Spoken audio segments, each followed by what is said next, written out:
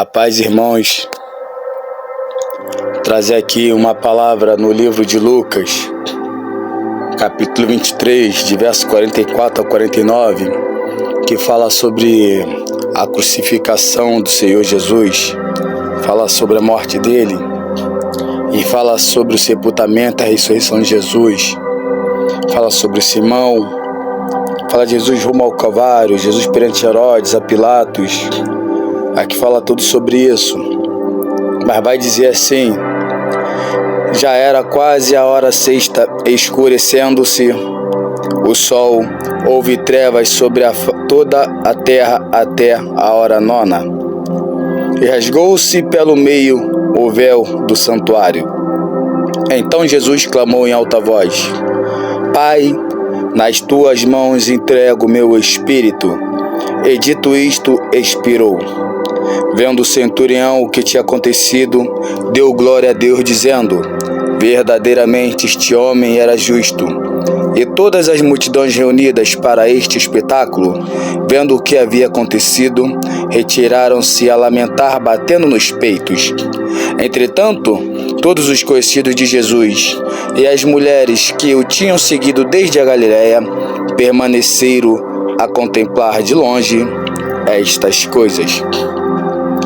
Irmãos, aqui vai dizer que quando Jesus estava no Calvário, Jesus ali como um cordeiro mudo ao matadouro sofreu, tomou chibatadas, tomou com azorrague, tomou de todos os tipos de chicote, coroas de espinho, tiraram sorte de suas vestes, cuspiram nele, bateram nele, tentaram massacrar ele de todas as formas, zombaram dele, dizendo: se tu és filho de Deus, desce dessa cruz. Jesus, ele também, quando passou na via dolorosa, não aguentando levar aquela cruz, ali veio um homem chamado Simão, o Simão Cirineu. E Simão Cirineu ajudou a Jesus a levar a cruz. Aí vai dizer, tudo isso rumo ao Calvário, Jesus sofreu bastante. Jesus sofreu perante Herodes, que escarneceu ele. Jesus sofreu perante a Pilatos, que também colocou ali na cruz, dizendo: o rei dos judeus. E colocou em 3 idiomas. E o povo escarnecia, pedindo para soltar Barrabás, mas não pediam para soltar Jesus. Pediam para soltar um malfeitor, um ladrão, um cara que assassinava, matava em troca de dinheiro, mas não pediram para liberar Jesus, porque Jesus, a sua fama corria por todos os lugares. A fama de Jesus, os milagres, a cura, a ressurreição de Lázaro, corria por todos os lugares. E os sumos sacerdotes, os fariseus, ficaram indignados, porque estavam fazendo obras maiores do que a deles, porque só pensavam em dinheiro, e Jesus pensava em fazer a obra, e sua fama percorria. Jesus, o mestre, o rabi, na terra, ensinando o caminho que se deve andar. Jesus na terra ensinando o que se deve fazer. Mas ali, os líderes religiosos, achando que Jesus ia virar líderes deles, achando que Jesus ia ficar às suas alturas, o que eles fizeram? Bolavam planos para tentar matar Jesus. Bolavam planos para tentar parar com a obra de Jesus. Mas Jesus estava só apenas começando. Jesus estava só apenas fazendo o que o Pai queria mandar, para que se fosse cumprida as Escrituras, que ele foi levado ao matadouro como um cordeiro mudo, para se cumprir as Escrituras, que ele levou todas as aflições, levou tudo o que é nosso, todos os nossos pecados, todas as nossas dores. Tudo isso aconteceu para que a cruz do Calvário se permanecesse ali de pé, para que ele viesse morrer e ressuscitar ao terceiro dia, ressuscitando ao terceiro dia, nos dando a convicção, a melhor coisa, de que nós também seremos salvos através dele. E o Senhor Jesus, ele fez tantas obras, Jesus, ele fez tantas coisas na terra que muitos não aguentariam. Jesus foi traído por Judas por 30 moedas de prata. Jesus foi negado por Pedro. Tomé só creu se pudesse ver. São tantas coisas que aconteceram, tantas coisas nesta terra, para você ver só como o ser humano é duvidoso. O ser humano é escandaloso. O ser humano é falho. O ser humano fez tudo isso. Davi pecou. Davi adulterou, matou, assassinou e não pôde fazer o que Jesus fez. Noé, que veio trazer para a terra a ressurreição dos seres humanos, que é a ressurreição do que? Chamado arrependimento. O arrependimento é uma forma de ressurreição. Nós morremos para o mundo e nós vivemos para Cristo. Nós pecamos, falhamos, erramos com as nossas iniquidades e voltamos ao mundo, mas quando nós voltamos para o caminho do Senhor, nos arrependemos, nós ressuscitamos novamente para buscar o reino de Deus. Isso se chama regenerados, aquele que se formou novamente. Adão, primeiro pai, pecou e não teve como Adão surgir de uma forma lícita. Por que não teve como surgir de uma forma lícita? Porque Adão era um homem inocente, nele não havia pecado. Ele era um homem inocente, mas ele não sabia o que fazia. Era como se ele fosse um bebê, um neném gigante que não tem pecado. Então Lúcifer, a Satanás, que entrou dentro da serpente, conseguiu enganar Adão. E essa é a diferença. Ele não sabia o que era pecado, mas o Senhor Jesus, aquele que Deus o enviou, aquele que morreu no Calvário, aquele que ressuscitou, aquele que desde antes da criação do mundo sempre existiu, o que se fez carne antes da criação, o que veio para morrer por nós, é aquele que sabia do reino espiritual, é aquele que sabia medir as coisas, é aquele que soube vencer o pecado, é aquele que sabia das estratégias de Satanás, sabia da palavra, sabia das escrituras, sabia tudo antes de acontecer. É aquele que morreu por nós e não foi enganado no dia que o Espírito levou ao Senhor no deserto para ser tentado por Satanás.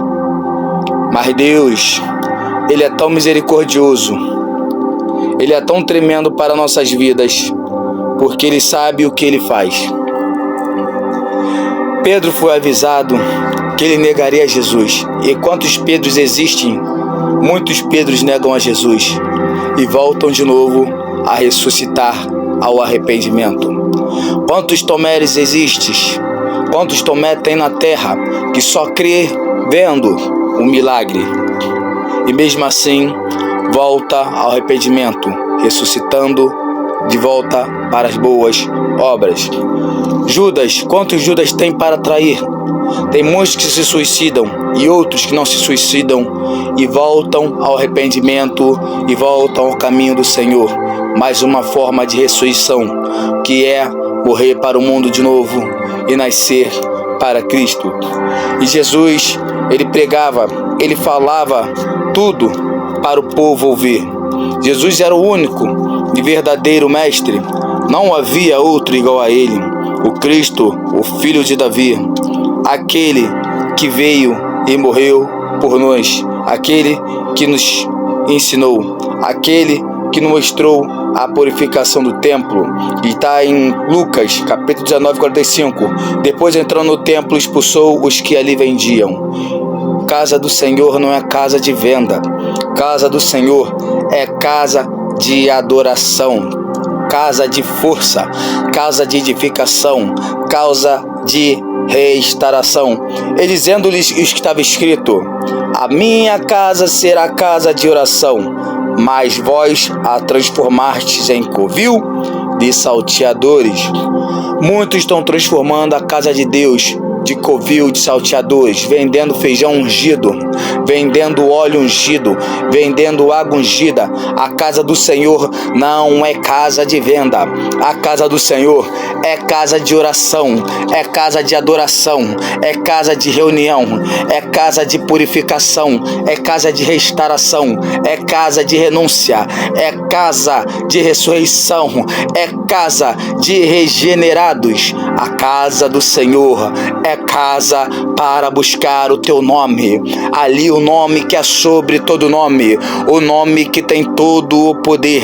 A casa do Senhor é a casa de busca milagrosa. E o que é uma busca milagrosa? É nós todos os dias morremos para o mundo e todos os dias reconhecermos que Jesus Cristo, o Messias ungido, o Filho de Deus, o qual foi enviado à terra, o que morreu por nós, o que ressuscitou, o que se levantou ao terceiro dia, o que edificou, aquele que disse para você: eu ressuscitarei ao terceiro dia, eu vou para o meu Pai, mas eu enviarei para vocês o Espírito Santo, o Consolador, aquele que vai batizar vocês com fogo em meu nome, curarão enfermos, expulsarão demônios, falarão novas línguas, e se beberes algo mortífero, não sofrerá dano algum. Eu, Senhor, virei de volta buscar a igreja, e todos verão no céu o Filho do Homem assentado sobre o trono, e toda língua confessará e dirá que ele é o Senhor, o Rei dos reis, Senhor dos senhores. E aqueles que os transpassaram, que o mataram, que fizeram flagelos sobre ele, também dirão. E aí toda a terra, aqueles que buscam o Senhor, serão arrebatados com ele para a glória. E quando chegar na glória, vão todos sentar na borda do Cordeiro, todos ceando com o Senhor na borda do Cordeiro, todos sentados, se alegrando porque fizeram uma boa obra, porque creram no Senhor, permaneceram firmes e constante, mesmo sendo falhos, mesmo sendo pecadores, mas também conduzidos ao arrependimento, dobrando ao teu joelho no chão, pedindo, Senhor, misericórdia, pedindo, Senhor, para que guarde, pedindo, Senhor, para que a graça lhe basta, mesmo que levamos espinhos na carne, nós estamos esperando o Senhor, a vinda dele. Por isso que 2 Timóteo capítulo 2 versículo 15 vai dizer: procura, é para procurar apresentar-te a Deus, apresentar a Deus como um obreiro que faça obra, que não tem de se envergonhar, que não tenha vergonha e que maneja bem a palavra da verdade, que fale a verdade muito bem, que pregue a palavra, que viva a palavra, que coma da palavra, que ora, que jejua, que pratica as palavras. Aquele que ora, aquele que lê, aquele que pratica. Bem-aventurados aqueles que leem, aqueles que ouvem e que guardam as profecias deste livro, pois o tempo, o fim está próximo. Apocalipse capítulo 1 versículo 3 vai dizer sobre isso, e Apocalipse capítulo 3 versículo 11 vai dizer: eis que venho sem demora, guarde o que tens, para que ninguém tome a tua coroa. Ele está dizendo que ele vai vir com pressa, sem demora. Ele tem pressa, ele virá sem demora, para você segurar a tua fé, guardar no coração, segurar com a mão, não deixá-lo soltar. Segure sua fé, para que ninguém, o diabo, nem o ser humano ímpio na terra, venha fazer você perder a sua coroa ou seu galardão, a qual foi dado desde a fundação do século deste mundo, desde a fundação da sua criação. Não deixe o inimigo tirar o seu galardão. O Senhor, ele é tremendo. O Senhor sabe o que faz. Ele é o Cristo, o Filho do Deus vivo. E olha que eu vou dizer para você. Quando os discípulos estavam no caminho de Emaús, aconteceu quando eles conversavam e discutiam, o próprio Jesus se aproximou e ia com eles. Oh, maravilha! Ai, Deus é tremendo, irmãos. Deus, ele é tremendo. Enquanto você estiver caminhando em Emaús, enquanto você estiver indo para o monte, enquanto você estiver indo visitar outras congregações, enquanto você estiver indo evangelizar na rua, fazer a obra, e vocês caminhando junto, conversando, falando do Senhor e das obras, o próprio Jesus irá com vocês neste momento. Deus, ele é tremendo. Não tem outro maior. Não há outro. Não há outro Deus. Deus, Ele é tremendo. Jesus falou: crede em mim, crede também, meu Pai, que na casa de meu Pai há muitas moradas. Qual morada você quer estar? Qual lugar você quer estar? Deus, Ele quer fazer você crescer. Deus, Ele quer te salvar. Mas vai depender de você. Vai depender de você. Qual caminho você quer traçar? Vai depender de você. Deus, Ele quer fazer coisas grandes na tua vida. Vai depender de você o que você quer. Vai depender de você. Busque enquanto é tempo. Busque enquanto pode. Busque ao Senhor. Busque a Deus. Renuncie ao mundo.